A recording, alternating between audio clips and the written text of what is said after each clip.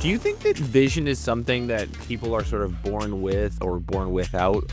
Or is this more of a muscle that you can grow? You're a pretty fit guy, so this is a metaphor that works. Is this something like a bicep where you can just do a lot of curls and it actually gets stronger and it gets bigger? Or in your experience, is this something that's more like fundamental to the individual and they just kind of got it or they don't? It's a great question, man. I've thought a lot about this. You're watching the LeanScaper podcast, where landscapers come to grow. If you want the systems, stories, and strategies to build a lean, mission-driven company that your team loves working for, keep watching. Dwayne, it's so good to see you. Welcome to the LeanScaper podcast. I'm excited to talk to you today. Yeah, dude, I'm excited to be here. I mean, I've attended so many conferences and known Mark for so long, and what everybody's doing over at LeanScapers is exciting. I'm really happy to be here. So I would love it because I actually don't know too much about your story. If you just walked us through sort of memory lane for a second and just give us a brief recap of your career over the last, couple decades. Like I understand you've done a ton of ventures, I'm sure some better than others. Just kind of give us a bit of a summary, the Wikipedia page on Dwayne Kerrigan, if you will. Yeah, I'll make it even shorter than our Wikipedia page. Honestly, I started business really young, 16. I grew up in a household from a small business. Like it wasn't big. My parents were not wealthy at all. But I grew up just sitting at the kitchen table watching them, do the books at night, and my dad out. He had his own business. Then he also worked and sold pools on the weekends and stuff to make money. And I just grew up with it. And so I continued on and have owned 30, probably we're north of 35 businesses in about 13 or 14 industries now, ranging from record label to restaurants to landscape to road building. It's been a lot. A lot. So I'm an addicted entrepreneur. What's been your favorite? What's been your least favorite of those 30? I'm not going to say which my least favorite is because I'm in it right now. Conflict of interest. It's got the labor percent is like 57%. So Ugh. It's like, do not buy businesses with labor over 30% for sure. That's even too high sometimes. But, and then I would say that, my favorite, was the road building business. We did the stretch of the 407 here in Ontario, and I loved going out on the job site and spending the time. And so, and the landscape, we have a aggregate supply and grading business. And so far, those are my favorite industries. Most entrepreneurs, if they're lucky, get to build one successful business over the course of their career. And that obviously brings them a ton of experience and learning. But what's interesting about yours is just the range. What do you think such a wide range and variety of business types that you've bought and grown, sold, led, what have you? What has such a wide range taught you about business that you think most sort of single business operators might miss? I mean, I think it's that is like traveling. The more you get to see in the world, the more experiences that you have, it adds to the experience bucket. And then from, properly applied experience is what creates wisdom, in my opinion. And so I think the advantage has been to be able to see and experience people in different industries, different cultures, different businesses, different sales cycles, different, metrics. Every business has its own unique and every industry has its own unique way of doing things. And I like solving big problems, and I like learning and growing. And so I would say, those are the advantages. There's been a lot of disadvantages though too. So Like what? So I think, on the disadvantages, like, I think there's a lot of power to be singularly focused. That's kind of one thing that I've learned in the last several years is like applying. I don't know if you've ever read the book, The One Thing. I can't remember the author's name. I think it's Gary Keller. Yeah, Gary, that's right. It is I think Gary so. Keller. Yeah. Yeah. I figured you'd know that. But I think applying, intentional focus on one thing, for a duration of time is woulda, coulda, shoulda, but I wonder if that would have made a, a distinct difference in certain outcomes. Versus being sort of a jack of all trades entrepreneur. Yeah. Yeah. Yeah. Interesting. It's like, could you have scaled like, I haven't scaled 100 million or $200 million business. That's not what we've done. We do small businesses, anywhere from, 1 to 20 million in revenue. Would that look different? I don't know. What is kind of like your playbook these days? Like, are you sort of like a small business VC of sorts, where you just kind of like keep your eyes peeled for deals and buy stuff? Are you backing entrepreneurs that you believe in? Like, what's sort of like your playbook these days? Yeah, no, that's exactly what we have been doing up to this time we small, you could call us a small VC type of thing. We buy our own businesses. We have been partnering in the last few years with really smart operators, bring them in, grow them up through the business. I don't invest in other people or other businesses that I don't own. That's not our model. But we're now, I have a 10-year focus that we're going to apply to the landscape industry, and that's where we're going to put a big bulk of our attention and focus over the next decade. What are what are the highlights of that 10-year focus? What's sort of the vision? I mean, we're working on some things that I can't really talk about in regards to like how big we could get, but in the interim, kind of 5 to 8 years, I would love to see us get to $100 million in revenue in the southeastern United States.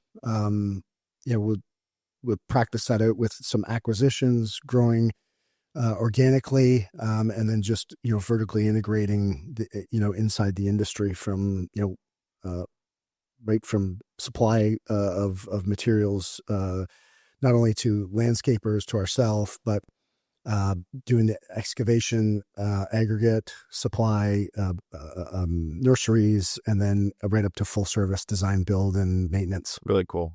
Really, really cool. So I texted you the other day in prep for this, and I said, Dwayne, I want to talk to you about like your experience, but what I'm most interested in is sort of the aggregate perspective on one of the things, to go back to your travel metaphor, that I think is really powerful about people that have a huge and wide variety and range of experiences, in this case in business, is it really does strip away a lot of the more superfluous details and extraneous sort of like elements of it. And I think it's a forcing function to understand the true fundamental pillars of what run companies and what drives growth. It's not as obvious what those pillars are when you only run one company. And so that's what I'm really interested in talking about with you today. And I said, what are the 5 things that come to mind? You text me back. You said vision, culture, sales, operations, and metrics. Those are the 5. And I want to just kind of like peel back the onion on all 5 and ask you a few questions about each. Vision was at the top of the list. So before I sort of get nitpicky on that topic, just broadly speaking, why is that sort of at number 1 on the list for you? I mean, look, it has to start somewhere. And I think, depending on the scale, like vision, I believe is, a sliding scale. A lot of people who own businesses, they might be really small businesses and they struggle with, well, I don't have a purpose, or I don't have a big mission, or I'm not going to change the world or whatever. And they then, as a result of feeling like they don't have this big, massive,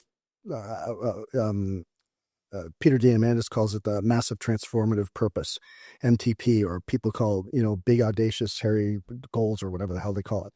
They think sometimes that has to be bigger than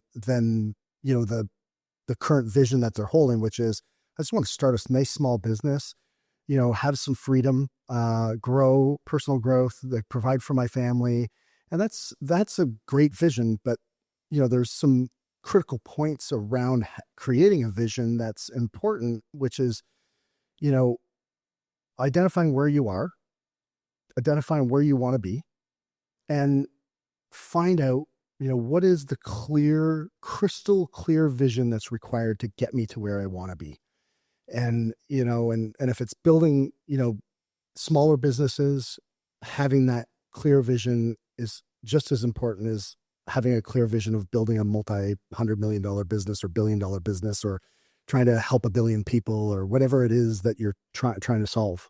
Do you think that vision is something that people are sort of born with, or born without, or is this more of if is this more of a muscle that you can grow? You're a pretty fit guy, so this is a metaphor that works. Like, is this something like a bicep where you can just do a lot of curls and it actually gets stronger and it gets bigger? Or in your experience, is this something that's more like fundamental to the individual and they just kind of got it or they don't?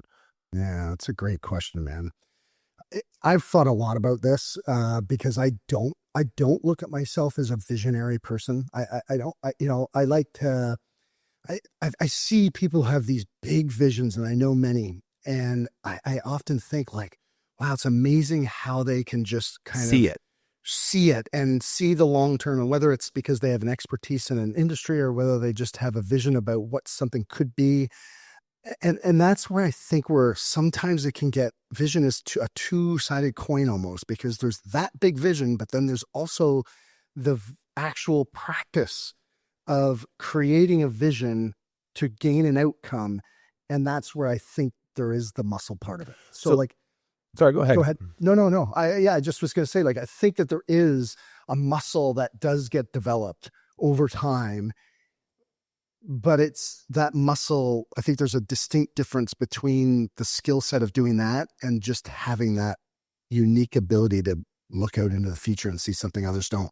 So I'm glad that you answered it that way. I was hoping that you would. We didn't prep this much, but and the reason I'm glad is I'm the direction I'm going with this is, in my experience, I think that there are a ton of people. I see this very clearly as there's quite a clear distinction between a true visionary versus this version of a visionary that you see a lot in the modern business environment. You go to conferences as much as I do, and really what it is it's more of like an enthusiastic ideas guy who just sort of maybe has ADD, maybe doesn't, kind of has shiny object syndrome, talks really fast, thinks really fast, but is, if we're honest, like, is really lacking the weight and the thoughtfulness to that vision to actually make it a reality. And these entrepreneurs, they often have kind of a quick start in business and they'll find some early success, and then things will really plateau and they'll struggle later on because the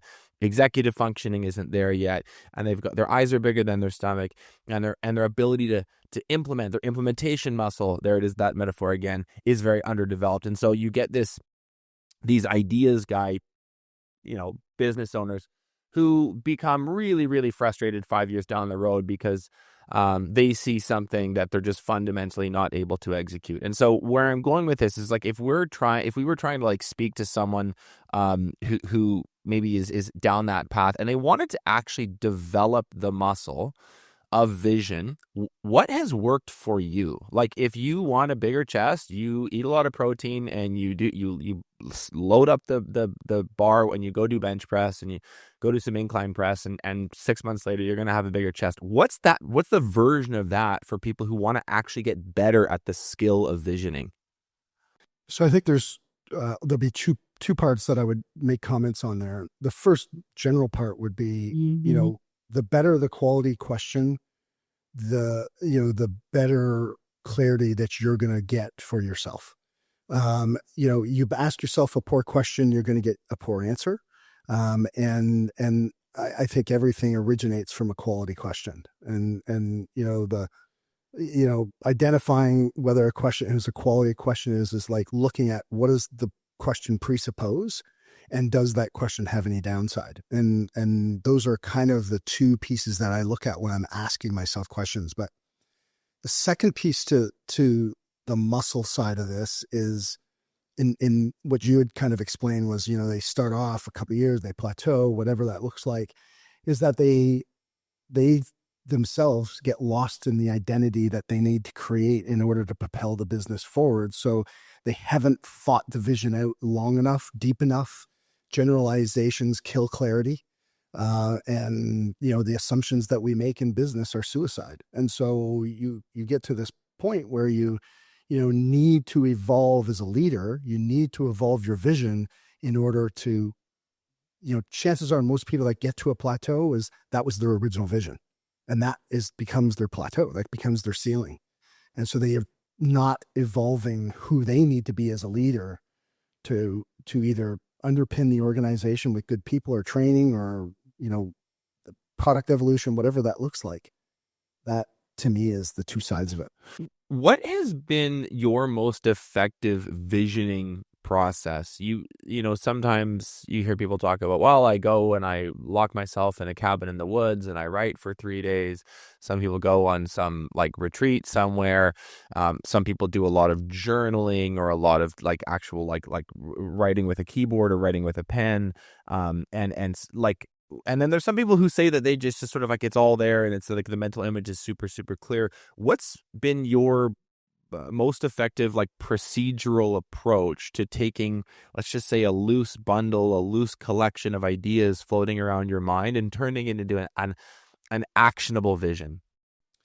Yeah, so I think that starts kind of the every once a year, like I go through a process where I will take 2 or 3 days or whatever it takes, depending on how many businesses we have. And I look at all of the things in my life that I need to balance, whether it's my personal relationships, the kids, the health, the business, and take that one time a year and recalibrate on where are we at and where do we need to be, was really what I said, earlier. So we do that once a year. And then it's, once you create or, establish what the vision will be for whether that's a, 1-year plan, 5-year plan, 10-year plan.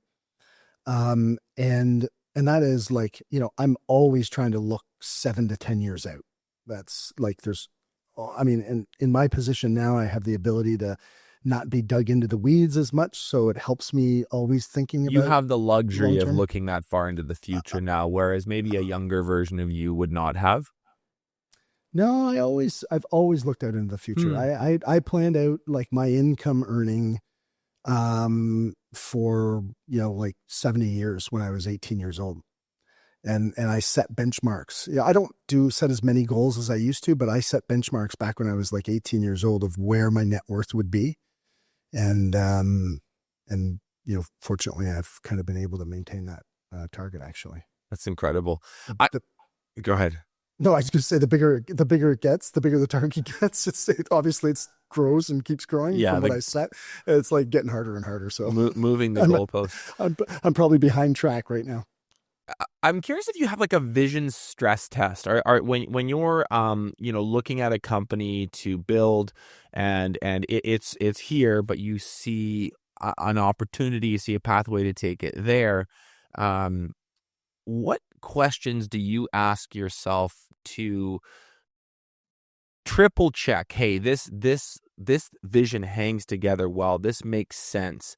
Are there kind of like, is there like a quiz that you give yourself? Is there a way that you sort of ascertain its structural integrity to make it make sense long term? Because I think one of the things that we do a lot of the times is we sort of convince ourselves that this is clearer than it actually is. And when the rubber meets the road, when this gets to the implementation time, when this gets to execution time, things can fall apart rather quickly. It's sort of, sometimes it looks like you've seen a rocket taking off from the launch pad and 30 seconds into the flight, the whole thing just blows apart. I think a lot of entrepreneurs have felt that experience. I've been there. Yeah. So I'm sure that Elon Musk, before he, launches Falcon X, whatever, there's a pretty long checklist to make sure that thing's ready to go. What's like the entrepreneurial version of that, the vision stress test for you? So we have, I have a how to buy a business manual that I created from all the courses and books and everything that I've read. And so if it's specifically about a business that we're going to buy or invest in or whatever that looks like, there is a series of questions. And even on my phone, I'm so questions to me are one of the biggest and most important things that you can do. But I have on my notes app, it's like, I looked at it, 12 days ago. And there's just a list of all these questions that there are a series of questions that I will review constantly. Or And read us three. Like, give me an example. I Get can the put my glasses on. Sorry, I got to get my glasses on here.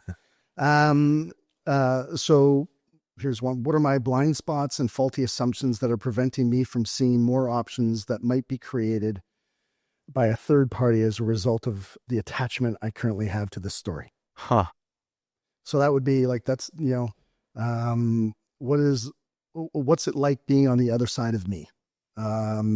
These aren't specific to just buying a business, but what's the one thing I can do such that by doing it, everything will be easier or unnecessary? Now, these are just like constant questions that I'll, do. And so I do a lot of think time.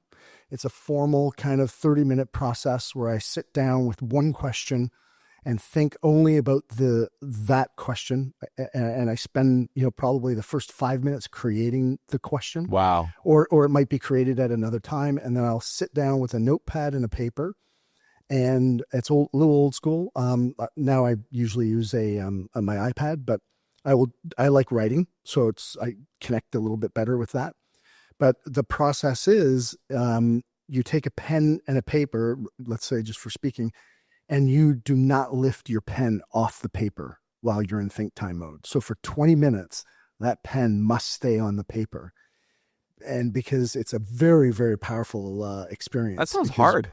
It's very hard. I recommend anybody to try it. It was, when it was taught to me, I was like, and the first time I did it, it really keeps you thinking versus, you lean back and start daydreaming or you wander off in your mind.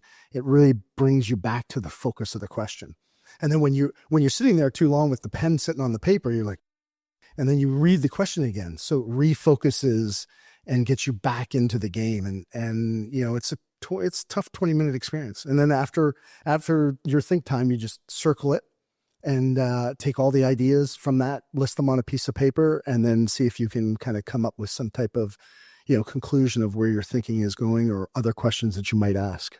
In hindsight, can you see a few close calls that you avoided or big saves that were made or really, really intelligent or heads up decisions that were made over the years because of this thoughtfulness that you applied to the whole process? Yeah, I don't, I couldn't go back and say that I'd reflect on like one Herculean kind of, moment or event that happened. In general, like I'm sorry to put you on the spot. That's Okay, not like a specific thing. It's more like what in hindsight, what sort of patterns have you observed about like applied thoughtfulness in the way that you described? How has that made your life easier as a business owner? Well, look, the biggest mistakes that we make, every bad idea I have ever had in life, but in business, has started with a good idea at the time. and you always go in with this plan and this eyes wide open and this enthusiasm and excitement until you run into your first tree, and then kind of like, yeah. So these processes of questioning, and I'm like religious about it, has just it starts to, and then the more experience that you gain, you start to question those assumptions that you make. You start to, you hear yourself or you hear people say something. It's easier to see it in other people, but you hear somebody say something and you go, I wonder what assumption he made to believe that, how does that, what would have to happen in order for that to be true? And so these series of these questions that start to question your assumptions, which is where it typically always unfolds. I want to ask you about culture, which is the second thing on this list. This is one of the modern buzzwords that gets thrown around a lot and is extremely important, but is never very well defined. When you hear somebody speaking in a keynote and they talk about the importance of culture, or it comes up in a book, I always find like people kind of gloss over the definitions and we don't describe what we mean by that. When you think of culture, specifically as it would like apply to in the context of a landscaping company, how do you define it? That's a great question. That's a tough question. It's hard because culture, culture is not necessarily defined. It's created. And it's created by, some, to me, it's a pretty basic formula. Like, you get what you tolerate. And that is just true in all areas of our lives. Like, it's true in my health. It's true in my relationship. Like, I get what I'm willing to tolerate. And so when you put some guidelines, like for us, we have 4 culture principles. They actually started in our house. The first one is pursue excellence. The second one is be part of the solution. The third one is show others you care. And the fourth is train, train, train. The first 3 were what we used when we were raising our son, Spencer. I was traveling a lot with Tony at the time, and I'd be gone half the year almost. And we wanted to create like 3 culture principles where he could manage himself and we could manage our conversations with him. And so rather than have a conversation about, him getting in an argument or how it applies to businesses, you walk in and you have a team member who's, consistently late. And it holds up the team, or it's holding up production, or whatever that looks like. The conversation is not about him being or her being late. The conversation is, how does that align with your culture? For us, it's, just please share with me how that pursues excellence. Explain to me how you're, showing others that you care about them by being late, and we have to hold up for you, and how are you being part of the solution? And so when you can have those conversations around your culture principles, you're not talking about the issue, you're talking about the culture. Do you find that an easier way? Do you find that an easier way to back into some of these accountability conversations that are needed? Because a lot of entrepreneurs, despite their macho demeanor and their kind of, the puffed out chest, like, to be honest, they're scaredy cats when it comes to holding their teams accountable. It's unbelievable, actually. And I'm always looking for more tactical ways to approach. Well, I mean, even me, like I'm developing as a leader, and I have to hold people on my team accountable. And I, just like everyone else, I do have to kind of take that pause and go, okay, what am I trying to say here, and why does it matter, and is it worth saying? Do you find using the cultural benchmark, the way you described it, a useful way to ease into these "I got to hold the line with you, buddy" type conversations? Yeah, well, I mean, I think you're talking about the root overall issue rather than one itemized, for example, being late. Like some entrepreneurs or business owners, and I've done this before, it's like somebody comes in late, you got a million other things going on, and you're like, it's not going to deal with this. And then I've got some, fear around the person leaving if I confront them about being late, or I sound like a nag, or whatever that story is. And we're making it about an item, which then we justify to ourselves whether it's worth having a conversation about it or not. And you kind of put yourself in a dilemma state where it's like, should I or shouldn't I either do this or I do that? And, having those only 2 choices puts you in a dilemma, and nothing ever gets solved from a dilemma. But when you can have a conversation that's generalized around your culture, it opens the door to optionality of what might be considered. Versus, like, people go, hey, you're late. Yep. Don't be late anymore. Okay, I won't be late anymore. But if this happens like 5 times, now you're having a conversation about actually culture principles and not being late. They may not want to say, like, well, I'm having trouble at home with my wife, or we had to let go of, one of our cars because we couldn't afford it. So I've got to drive my kids to school, and then I'm coming here and I'm getting here 2, 3, 4 minutes late. Rather than when you make it about the culture principles, for us, it's pursuing excellence, showing others you care. Now you're talking about character items, not, specific individual items. And so that when you get into a character item, now it opens the conversation to a whole bunch of different things, and they'd be more apt to be honest about what is happening because you're actually talking about what the character of the company is about. You're actually kind of leading the way. It's like by saying, hey, this is why this is a problem, and it's not about you, and it's actually not even about this specific infraction being late.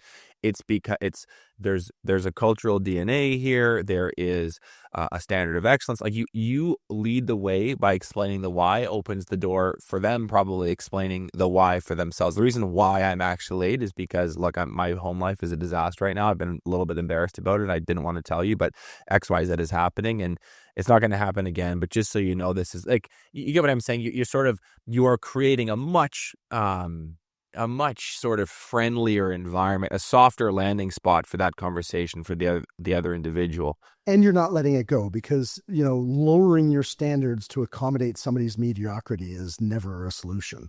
And culture ultimately, begins and ends with what happens inside the organization. And when you see it and you let it happen, you are to blame for lowering the standard of your culture in your organization.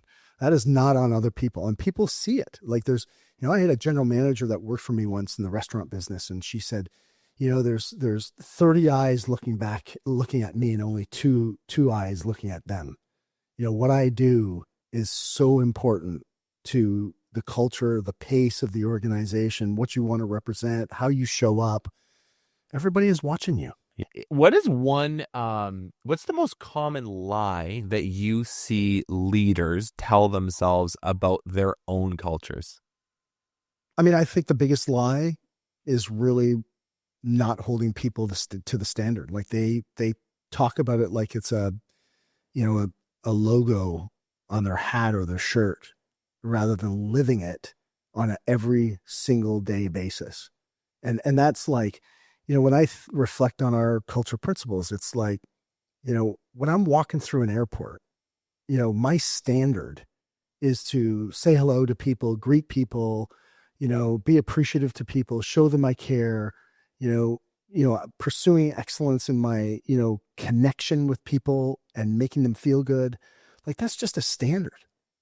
And we don't hold people to it. That's the biggest lie. I think one of the fundamental building blocks, you mentioned your own like cultural principles. Some people might call those core values. And I think people do better and worse jobs of making those living, breathing pieces of the identity versus just a static, word that sits on a poster in the shop or something. But another really big building block is just the actual individuals you select and bring on the team. How do you approach interviews and specifically like sniffing out cultural fit in these conversations to assess, hey, this person is going to really fit into the mosaic that is the company here, versus, hey, this person might be highly skilled, highly experienced, but there's something about, character or the way that they carry themselves or the way that they've answered a few questions that I'm not sure that this is going to work. Well, over the years, like, what have you learned about making those all important personnel decisions when you're building a team? Yeah, I mean, I wish I could say that I've nailed this one. It's a difficult process. There's a few things that we've learned over the years. One is we get our people involved in the hiring process to sniff out culture. I may see something, I may get excited about a skill set this person might have, but we do working interviews, and the large part of that is to see what the people working with those individuals, how they receive them. We get our people involved in hiring, especially on the first, second interview is always done with another team member, not necessarily a manager or anything, because that's what we're trying to sniff out first is culture. What do we like this person? Yeah. Do they seem like they have, the same kind of character that we can align with? It doesn't have to be the exact, but it, it's, and then we're looking for, A players and, they all have some specific traits, right? An A player is competitive. They like to be measured. They want accountability. They can, they want to have a scoreboard, because when they look up, they want to know if they're winning or if they're losing. So there's some of those kinds of things that later on in the interview process that we try to flush out. But that is, like, to me, really sniffing it out is getting the staff involved. I worked for a company once, the owner didn't hire or fire anybody. You got voted on by the staff and voted out by the staff. That feeling of ownership from the staff, obviously there's a component of that which is meant to make better decisions about the people you bring on, and I think I think that can be a really useful filter to apply. But what does it actually do for the people on the team? Like not like the person who might be hired, but the people that's on that sort of hiring committee. Can you describe the sense of ownership, the sense of control, the sense of um, how does that make them feel more integral to the business that they're already a part of when they get to be really involved? They get to kind of be the bouncer at the front of the nightclub saying, this person can come in there, cool. This person, we don't like their vibes, they can't come in. I suspect that has a really, really profound impact on the players who've already been selected. Yeah, I mean, people are going to either, if you don't get people involved with planning the battle, they'll spend their time battling the plan. And you see it so often when you bring somebody in to an organization, and sometimes the feathers get ruffled, or people feel like they're imposing on how things were, how things should be, or what their role is versus what their role is, and especially if they work closely together, and so they've got buy-in. They're bought into the process, and then when it comes time to train, I mean, you're measuring functionally two things, a performance line and a culture line. Are they a high performer? Or are they a low performer? Are they high culture fit, or are they a low culture fit? And somewhere inside, if you drew that out in a grid quadrant, A performers or A players are high performers with high culture, right? And B players will be, people with low culture, and high performance, or they'll be high culture with low performance. And then the C players are the, low on both sides. And so when you find somebody, people are always going to move around on that grid. Hopefully they don't fall into the C player section, but when they do, the other staff will have more of a, bought in purpose to help the people along with the training, and bring them up, whether it's on a skill performance or understanding the business, or saying, hey, like, this is how we do things around here from a culture perspective. The third principle that you said is just beyond fundamental, and it's one I love because I've done a lot of it, is sales. And you have sold in more industries than most will ever touch. What is the single sales principle that sort of never changes from industry to industry, technology to technology, fast growth, slow growth? Like, what's kind of the most core piece to that skill set that you have mastered and it's been to your benefit over the years? I mean, I think the first step is, identifying what your customer needs. Where's the pain point? I mean, every customer has a pain point, whether it's in the product, the service, whatever that looks like. So that to me is universal. You've got to go out and find what pain is in the marketplace for your customer. And then, in regards to the sales process and then driving that, it's like, how do we just use the fundamental pieces of, like, every business needs leads, like, and you got to go out and find a unique way to get them. And you've got to qualify them, and you've got to drive that traffic. And then when you get that traffic coming in, you've got to be relentless at the process of, how we handle that customer through the customer flow. To me, that's just, those are table stakes in any business. I think that the having a really good radar for customer pain is, people talk about, it's like, this isn't a new idea at all, but it's still somehow done so poorly. And I get, I watch, I have worked with a few sales teams over the years now.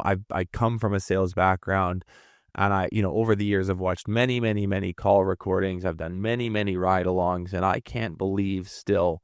And I'm not dunking on any individuals or picking on anyone by saying this. It's just a very clear pattern to me. I can't believe how bad people are at getting to people's true pain. There it's just sort of like you do 5 minutes of rapport building, and then you say, well, what's your biggest challenge? And this potential buyer gives you some surface level answer because you asked a surface level question, and you kind of go, oh, great, quality matters to you. Okay, let's move on. Let me pitch. My experience has been, if you're good at selling, you spend, like, I'm not kidding, 75-80% of whatever phone call, whatever meeting you're having, literally just asking really thoughtful, really relatable questions, and then practicing really good, excellent listening really good active listening when they start to answer. By the end of that 80%, you in my experience, you usually say, yeah, so I really think that we can help you, and here's how. You make 3 quick points, and you say, this is the next step to move forward, and they buy 60% of the time. Like, people make this so much harder on themselves by doing the old school slide deck, pitch, value proposition, and my whole approach to this is very inverse. It's just like, make them feel seen and understood in their suffering, and then tell them you can help, and then tell them what the next step is. And people buy that. So is there anything that you've learned about just developing that skill, developing a better nose for pain with your prospect? Is it the questions? Is it the rapport? Is it the active listening? Is it the way is it the presence you bring to the call or meeting? What's worked for you to really get to root pain for people so you can take the easier path to selling instead of the hard one? Well, I mean, you just did a masterclass on selling right there. So it's like, I mean, you obviously know the game. I'll say this, and maybe this is, I don't know if this is going to actually answer your question, but the thought that popped into my head when you asked that question was like, one of the biggest problems that salespeople make, and I've made this mistake myself, is that they come in underprepared. They believe that they're prepared, like, their preparedness level will rise to the occasion, versus our performance actually drops to the level of our preparedness. And so I think the first thing is really like, you've got to understand your product, and you've got to understand how it affects people. And once you understand, how the product helps solve the pain point, it goes back to, what are your top 5, 10 quality questions that you can sit and create to identify, what the client needs, or potential customer needs. And then knowing those by memory, commit them to a script. I'm very, very pro script. It's just because you get in there, and when you don't understand the script and you don't have it memorized completely, you will get in there and you will forget and walk out and go, I should ask this. Oh, I should ask that. Oh, I wonder. Or the sales manager comes in, or the owner of the business comes and goes, oh, well, what do they feel about this thing here? If it's a landscape design, it's like, well, what do they think? What are they going to do with this corner of the property? It's like, oh, I forgot to ask. It's like, I'll say this.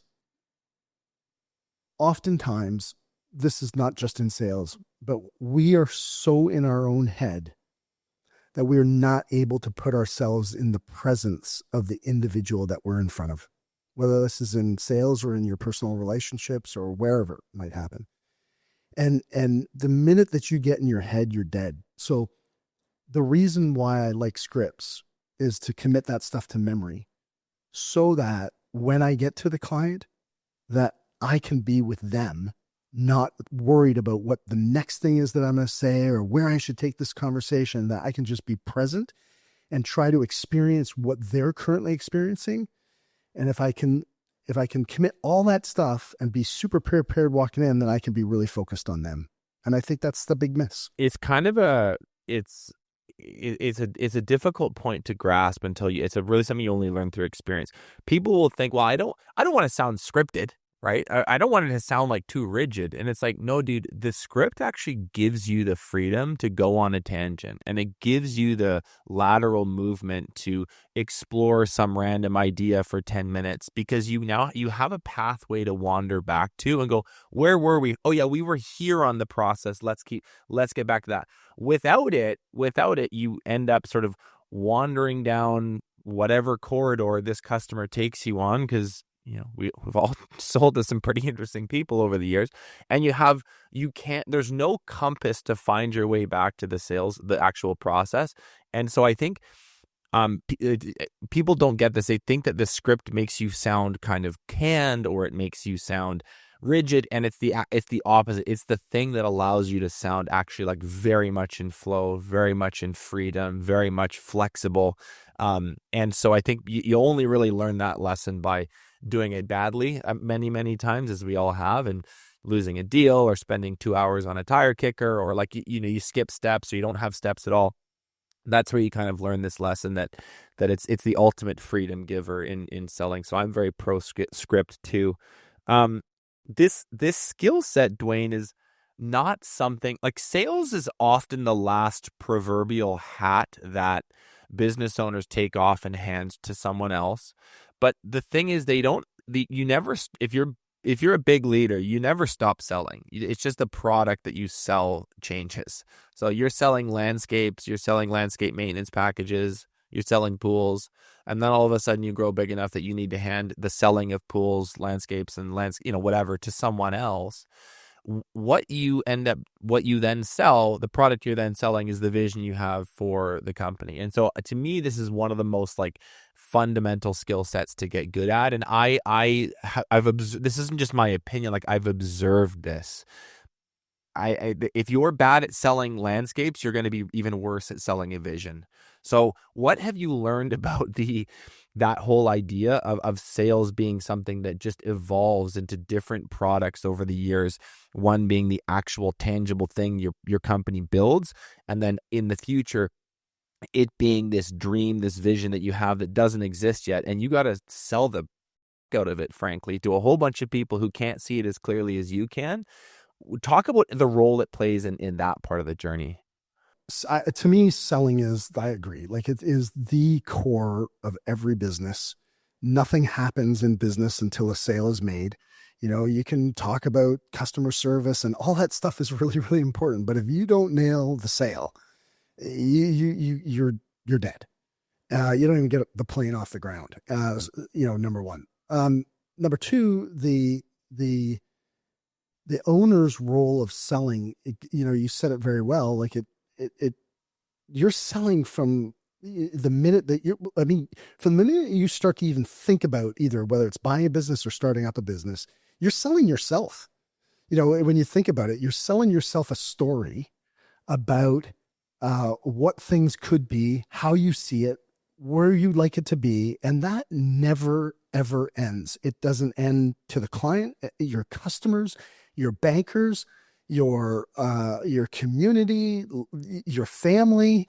Like you're selling this thing all the way along. And if you can't yourself buy, you can't sell anybody else. And it's essential to creating the vision of the organization, because everything flows from there. Let's talk about operations quick.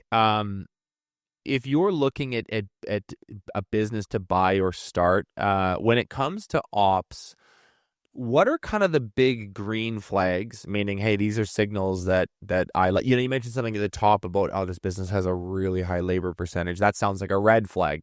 But I'd love to hear, like, from a going back to this idea of like I'm a VC for small businesses. I look at models, I look at entrepreneurs, and I try to make intelligent, informed decisions where I think there might be upside.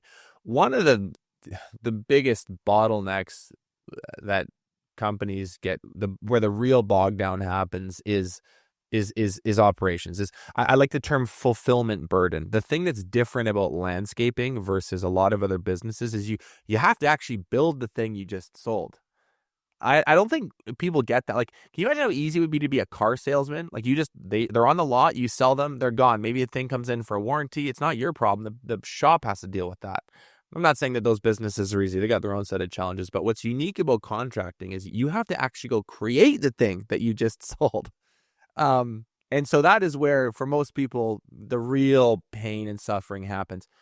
I'm being long-winded in my question. Sorry. When you're looking at a company, what are the green flags? What are the red flags? I mean, every industry is different. Um, but you know, when we're looking at a company, one of the first things that we're looking for is, does the does the product or service meet a need? Is there pain in the marketplace? Can we leverage and scale the delivery process, whether it's product or service? Can we create, the right systems and put them into place to meet the outcome, and then, kind of manage and monitor the numbers to make sure that the processes that we're putting in place are creating change. And that is like one of the most important things. Like, you can create all the greatest systems in the world, or they might be shit, but you wouldn't know if you're not monitoring them very tightly. And so, if we're, and the other thing, like, it's, can we staff it? Like, if we're looking at buying a business, can this thing be staffed? Can it be replicated? Can the SOPs be replicated on, and the execution of the process, or is this, dependent on one person or two people that can only do this certain skill set? Well, is that really scalable? So I don't know if I answered your question. I don't know if I got off track there. No, you're good. You're on the right track. Where I'm going with this is, like, is there anything that you look at on a P&L or the finances of a business, the budget of a business, that shows you, hey, I really like the looks of this thing. So, like, for me, I would always like businesses that don't have a lot of material pass through that I can mark up. I'm not interested in. Like, for example, and I have a lot of friends in this industry. I'm not knocking it, but like window cleaning, pressure washing, like property maintenance, you can't mark up water, right? And that's kind of the only product. Whereas siding, okay, you have hundreds of thousands of dollars of material that you can pass through and you can add some margin to, and that's cake. Like, that's great. That's a green flag for me. I wonder if there's any sort of like heuristics or rules of thumb that you look at like that, particularly on the finance part, that help you know, hey, this could be a really great business versus, this is not something we're super interested in. So for me personally, if I'm looking at a business like right now, specifically for, I mean, there's two ways to answer this question. One is, the generalization part of it is, what are you looking for and what do you want to get out of this business? And does that business fuel that outcome in the right direction? And so it could be like, you could be looking at a CapEx business. And if you have a lot of capital and you want to deploy it and you want a steady, more consistent return, then there's a whole bunch of different metrics that you're going to look at. Versus a low CapEx business with a, high cash return, then the metrics look completely different. So for me to kind of say, like, in general, it's difficult to answer a question in terms of the metrics. Like, obviously you want to see sales, they would need to be trending in the right direction. There has to be a healthy gross margin. Then, your what's your OpEx, and how are you able to, like, what are the percentages? How often are you viewing those percentages? Like, what's the period when you're specifically buying a business? You need to see at least 3 months. Or 3 years, sorry. You should be seeing them monthly so that you see a trend, in what the market is providing from a sales perspective. What kind of labor does it require? Is it specific labor? Is it specialized labor? Is it general labor? Is it, where might the holes be? What are the processes that are in place? How can I optimize those processes, to gain some efficiencies? There's a lot to look at. Like, I've been doing this a long time and I still don't have it right. When it comes to metrics, just one of my last questions for you is, like, can you just talk a little bit about your own journey of going from, like, being a from the hip entrepreneur, well, I just have it all in my head, or I have kind of a sense of things, to being much more data driven, where there's some big unlocks along the way, some lessons learned. I'm asking because, to be honest, this is something that I really struggle with. Like, I'm very, very good at executing. I'm very good at doing stuff, getting things done. I'm less good at that more like analytical, data-backed approach, and I'm still learning how to, like, develop that muscle in my own tool set. Yeah. So here, I'd answer that in two ways. One, that is typically not the entrepreneur's best skill set. Is managing the numbers and enjoying that. And unfortunately, the language of business is accounting. It's numbers. It's like if you are not making your numbers, your business is gonna start to flame out somewhere. And so I would say one comment I would make about, for entrepreneurs who aren't good at this, hiring that out, like you kind of brought that up, like sales is one of those the last things they, give up. And typically that's because it's their identity. The business is their identity. So they think they're the best salesperson for that business when maybe they're not, but they think it is because it's their identity and they're attached to it. And that's why it ends up being the last thing they release.